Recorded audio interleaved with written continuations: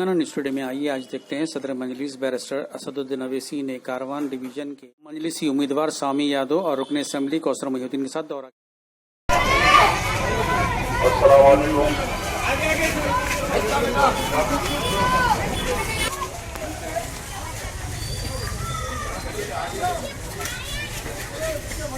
अस्सलामुअलैकुम। आप तमाम से गुजारिश है, पहले दिसंबर को बजट को लेकर आप करिए बदल कर